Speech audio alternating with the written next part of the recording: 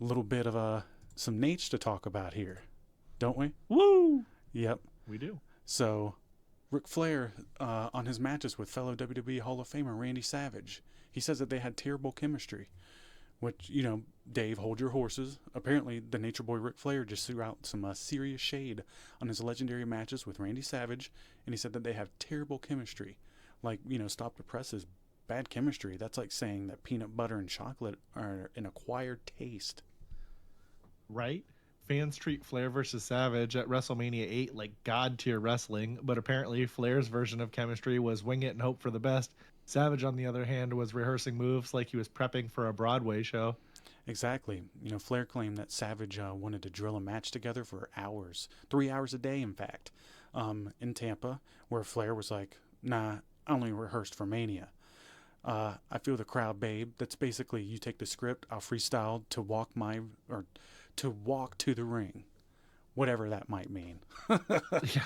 So in Flair's brain, what looked like classic storytelling was actually two pros who couldn't agree on a dress code.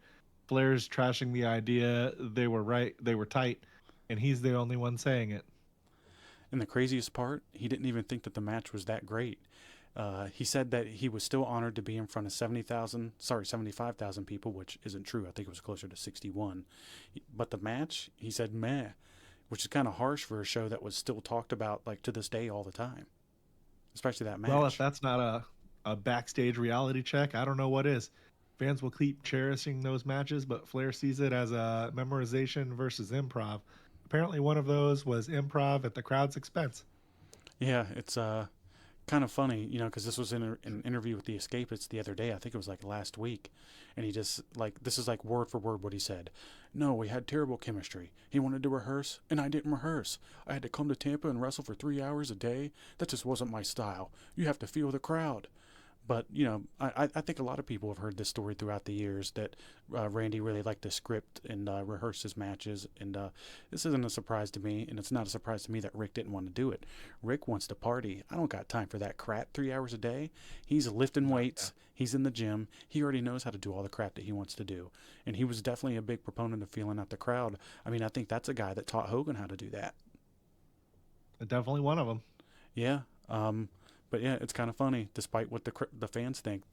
One of the guys, well, it's one of the only one half of the match, the only one that's still alive, wasn't too crazy about it.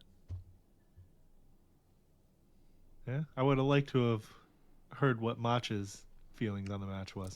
Oh yeah, brother. Like, I tell you what, that nasty snake came in here smelling like alcohol, and I told him, "Get out of here, brother." I don't do a very good one, but I gave it a shot. Well, I'm not very inclined to try to do it right now. But, maybe some other time if we do like a drunk show or something, Yeah, I'll try yeah, to do brother. impressions.